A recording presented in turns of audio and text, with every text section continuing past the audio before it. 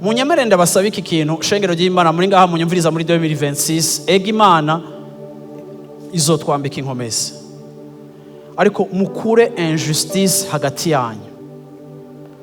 Ntimukabe abantu barenganya abari faible bari munsi yanyu. Ntimukabe abantu mufata abantu uko batari ngo nuko mubahemba canke nuko bari munsi ya autorite yanyu.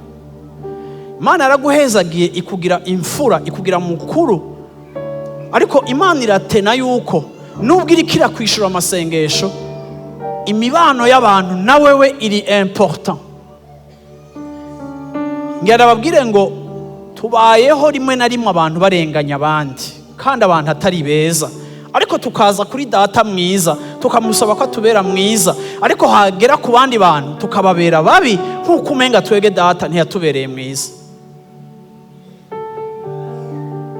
Ntibihagije guserebra intahe ko Imana yagukijije canke yaguhaye promotion mu kazi, ariko biranakenewe kuraba ngo mbega ko Imana wayisavye promotion tukayisengera muri 40 jours tukayisonzeshereza, none ko Imana iguhaye salaire iri x3, mbega salaire y'abakozi bawe iraza kuduga?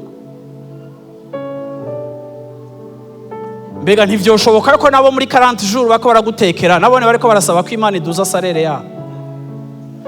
None kubera iki wowe wibaza ko merita double canke triple ariko ata retroviseur nimwe ukava ngo ngo mu gisagara ngo mu bwiza ngo bahembuku ngo mu irohero bahembuku? Reka ndakubwire ntiduhemba nkuko mu bwiza no mu irohero bahemba, duhemba uko Yesu yatugiriye neza. Nta ma reference dufatira ko yabandi, ariko turi juste nkuko Imana yatubereye muzigirwa natwe tukaba bizigirwa.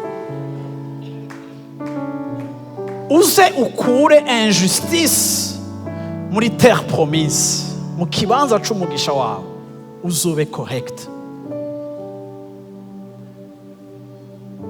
Mumbabarire kubibabwira abantu benshi rimwe na rimwe muri injuste,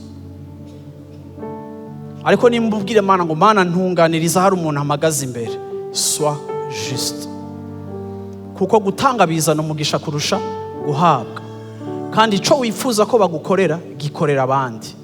Yesu ashimwe cyane.